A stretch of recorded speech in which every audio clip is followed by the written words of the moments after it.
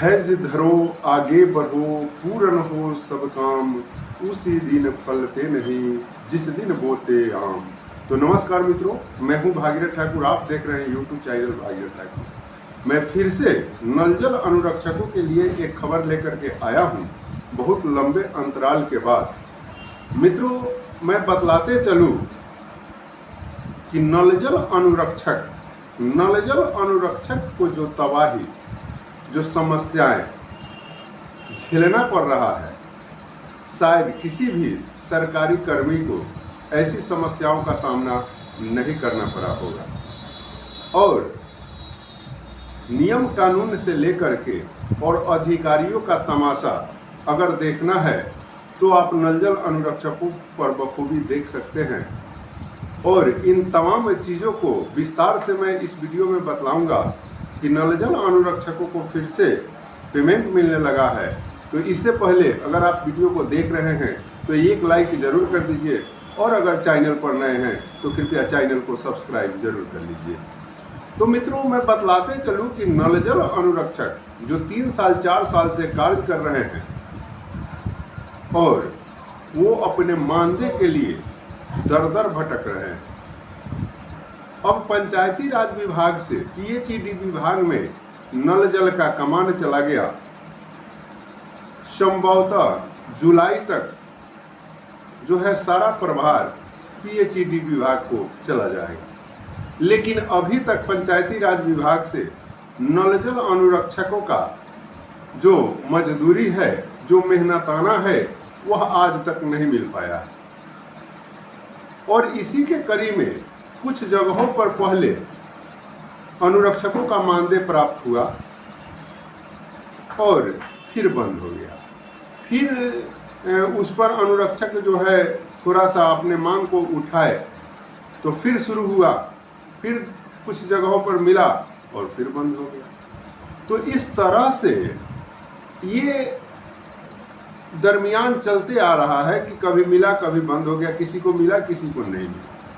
तो अब बड़ी सवाल यह उठता है कि अगर कानून है, अगर नियम है, और नियम और कानून के तहत अगर ये पदाधिकारीगण चल रहे हैं तो एक आदमी को पेमेंट मिलता है, एक आदमी को पेमेंट नहीं मिलता है, ये कैसी बात है भाई? तो ये सब कहीं ना कहीं से अनुरक्षकों को तंग और तबाह करने का एक हथकंडा है। इसको आप कह सकते हैं कि ये सरकार का हो या अधिकारी का हो, ये एक हथकंडा अपना रहे हैं जिससे नल जल अनुरक्षक तबाह हो करके और वो अपने अधिकार को मांगने से वंचित रह जाए, अपने अधिकार को पाने से वंचित रह जाए। वे इतना न तबाह हो जाए कि अपने आप वे अपने अधिकार को छोड़ करके भाग जाए। बहुत सारे जगहों से ये खबर निकल के आई कि जबरन वार्ड सदस्य जो है जबरन चाबी छीन लेते हैं, जबरन नल जल टैंकी में जाकर के ताला मार देते हैं।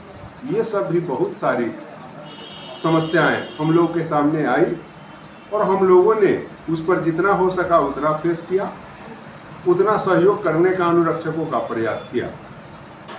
तो मैं बतलाते चलूँ, इसी के कड़ी में फिर से कुछ जगहों पर जो है अनुरक्षकों को पेमेंट का चेक मिलने लगा है।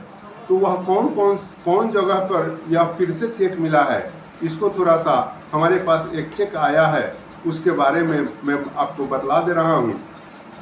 16/6/2023 को एक फिर से चेक निर्गत हुआ। ऐसे तो चेक बहुत सारे निर्गत हुए हैं इस छठे महीना में, लेकिन एक चेक जो मेरे पास आया है उसके बारे में मैं आप लोगों को बतला रहा हूँ। अनुरक्षक का नाम है इसमें कृष्णा कुमार, और ये पंचायत झंझरा, वार्ड नंबर 4, प्रखंड बनकटवा, जिला पूर्वी चंपारण के हैं। और इनको 24,000 रुपये का पेमेंट जो है 16/6/2023 को प्राप्त हुआ है।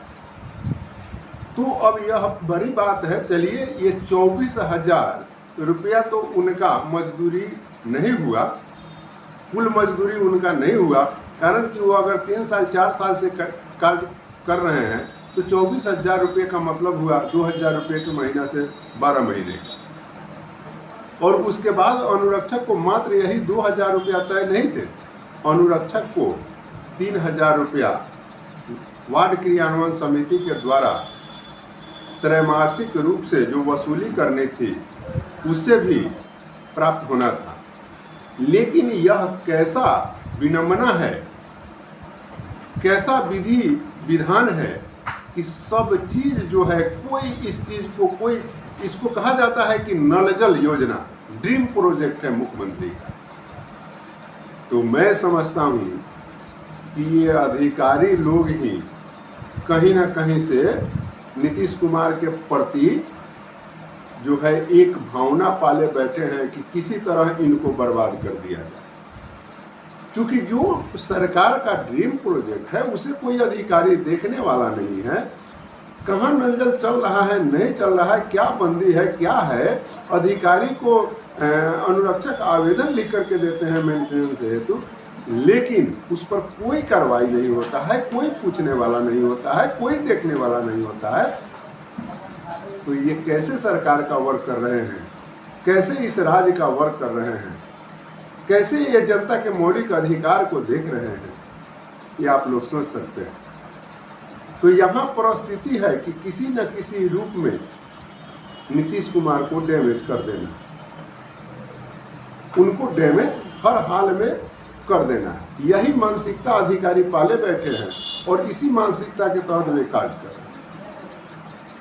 तो अब सवाल उठता है कि इतना जो नीतीश कुमार अधिकारियों को इतना स्वतंत्रता दिए, इतना स्वतंत्रता दिए कि अधिकारी, एक छोटा अधिकारी भी अपने आप को डीएम से कम नहीं समझता है। वैसे परिस्थिति में अगर अधिकारी नीतीश कुमार का नहीं होते हैं तो क्या आम जनता और नल जल अनुरक्षक का होंगे?